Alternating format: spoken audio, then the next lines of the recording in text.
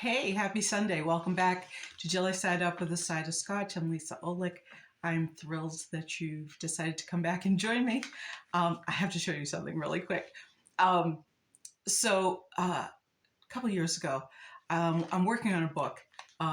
It's one of those in between books that I work on in between projects, but it's a book about a glass blower. And when I introduced myself at the start of this series, um, I told you I was an artist. Well, I had my own stained glass studio for close to 30 years. And so I knew glass, um, but I didn't know hot glass. And I'm writing this character, so I'm doing my research, and I know about the tooling, I know about the different properties of the glass, I know all of that. Um, but what I was missing was the actual kind of visceral experiences with being in the studio. So I looked around and found a hot glass studio about an hour from my house and reached out to the artist, Nate Macumber. He's awesome. And asked if I could pop into his studio um, one day when he was working, because um, I needed to know what the studio felt like and sounded like and smelled like.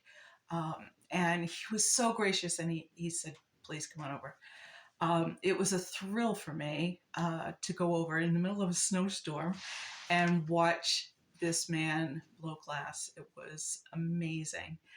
Um, Unfortunately, it was in the middle of COVID, and we were, you know, distanced in the whole bit. And he said, had it not been for COVID, that he would have let me experience what it was like.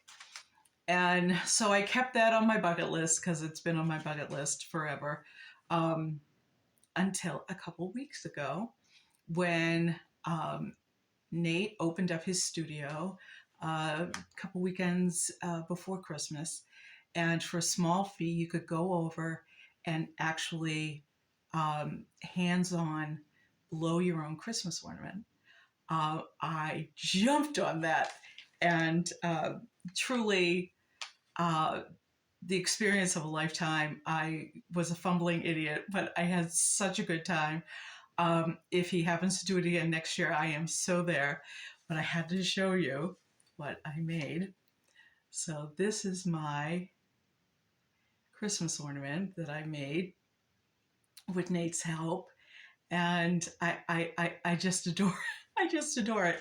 Um, and it wasn't until the Wizard of Oz was looking at it that I realized it has my breath in it, um, which just adds so much to it. Anyway, like I said, this has always been on my bucket list, and it was truly the thrill of a lifetime. And now I get to now I truly get to finish writing that book because I've actually had hands on now. Um, in fact, it kind of reminds me.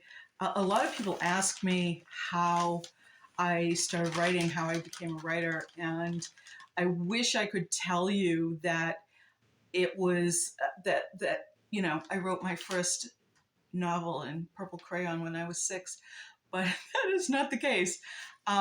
Being an author and a writer was never on my radar. I never, never. So I came to it very kind of surprisingly. Um, and yet here I am almost 20 years later with, 12 books.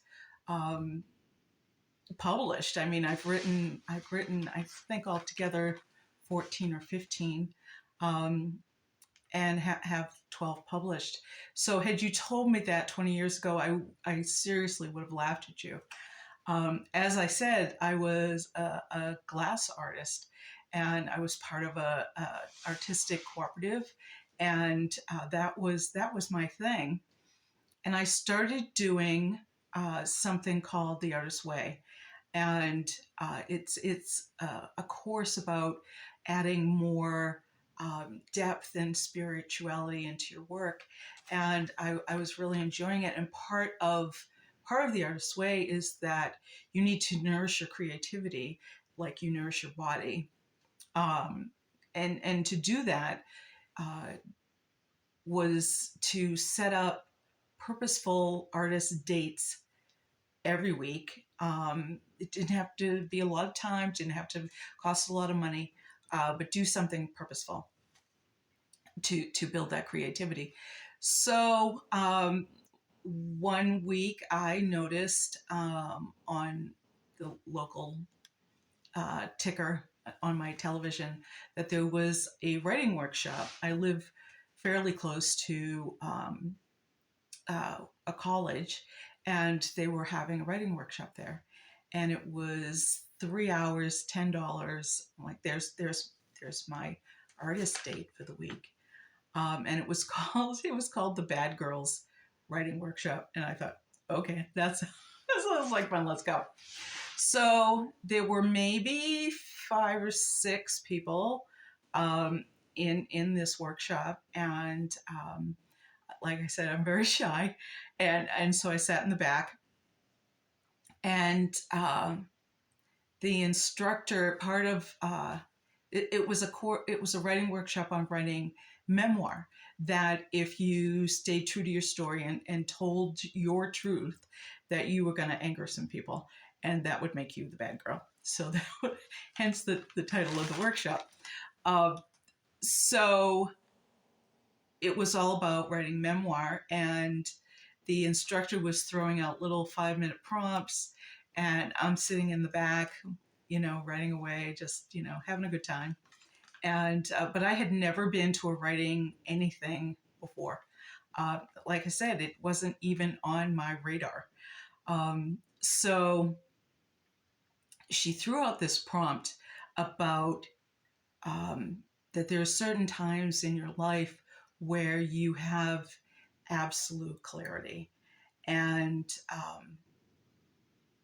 you just everything, you understand everything that's happening right that. So I wrote this very emotionally driven piece about the night my father had his stroke, and this was a few months after he had passed, and it was very emotionally driven, and I just kind of all over the page, and it was very therapeutic. Um, and the instructor then said, after the time was up, she said, "We're going to take a break, and then we're going to share." What? No, no, we're not. And I absolutely had a flop sweat panic attack in the back row of that workshop. Um, I couldn't figure out how to get out of the room and escape without being noticed because there weren't a whole lot of people. So I panicked. I absolutely panicked. But I stayed, and I read what I had written. And by the time I was done, I was crying, and I looked up, and everyone in the room was crying. Um, the instructor came up to me afterwards, and she said, you need to keep doing this. And I said, thank you so much, but I don't know what I'm doing. And I'm here purely on a whim, and I thank you, but no. And she said, you don't understand. Um, there is a rhythm and a flow to your writing that I can't teach, that either you have it or you don't, and I'm telling you, you do. Um, and again, I said, well, thank you, but no. And she got angry, very angry at me and started swearing at me. And I don't bullshit people, and I'm like, I wouldn't ever imply. And I said, I don't even know where the commas go. And she swore at me again and said, that's what your effing editor's for. And then three of the other people in the workshop approached me and asked me if I would join their writers group. And I'm like, I'm not a writer. And they're like, no, we really like to have you. And so I remember I went home thinking, and I talked to the Wizard of O about it. I remember thinking, if this person sees something in me that I haven't noticed before, truly, what have I got to lose here? Let's see. So I joined this crazy writing group, the Mad River Writers, and but I thought what I had written in that workshop was so emotionally driven that I didn't want, if I was going to be a writer, I didn't want to be one of those that opened a vein and bled all over a page. It's not who I am. It's not what I wanted to do. Let's see if they think I can write funny. And I wrote this piece about Cinderella. And I'd really like to share that with you now. So here is what started this whole journey. This is called Cinderella is Not Dead. This isn't the way things should be, she wails. I'm 40 years old, divorced, no man in my life. Prince Charming is supposed to be at my front door with a beautiful pearl necklace. Where's my fairy tale? Cinderella is so dead. I hung up the phone after a feeble attempt to console my friend and began to think about all she had said. Was she right?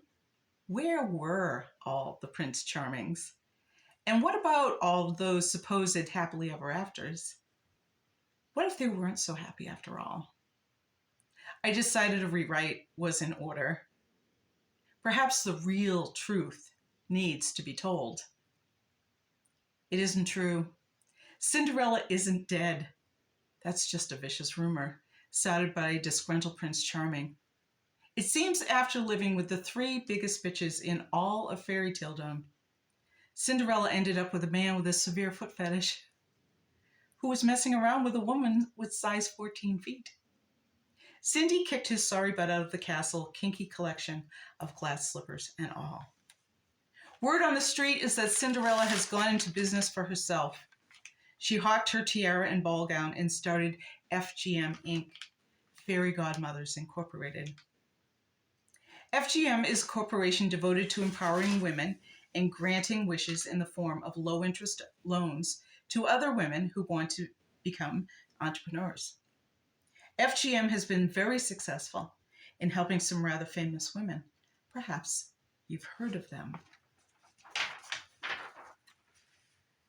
Sleeping Beauty, who after she discovered that her prince preferred her motionless and half dead in bed, opened a trendy new boutique in the kingdom. Her custom-made hand-spun silks are all the rage. Rapunzel realized quickly that her prince actually liked the idea of keeping her locked in that tower.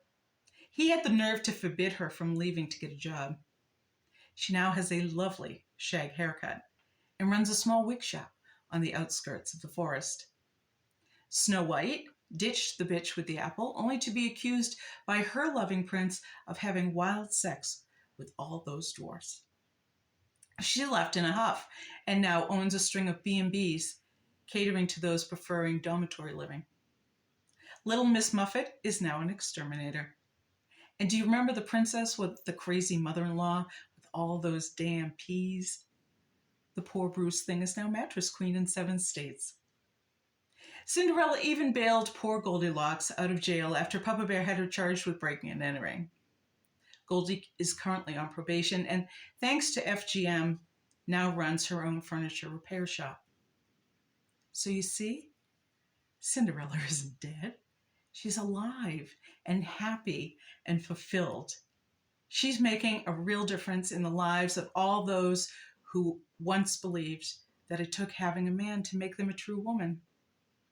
I think I'll call my friend back and tell her not to wait for that prince to arrive. She should buy her own pearls. Needless to say, I'm still a writer. I am a writer.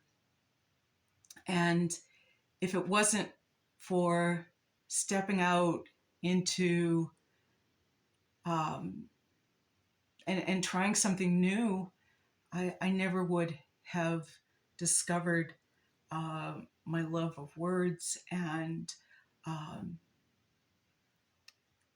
the true joy of what I do. So try something new. Who knows? Who knows what you'll find that you truly love? It's never too late to start. And even if it's not on your radar, there's no telling what you might turn out to be. Anyway, I thank you for joining me. I'm hoping you will like and subscribe and click the thumbs up button, and tell me in the comments what's some of the strange things that you've tried that you might not have otherwise thought to. And as always, I hope you'll join me next week. And here's to good health.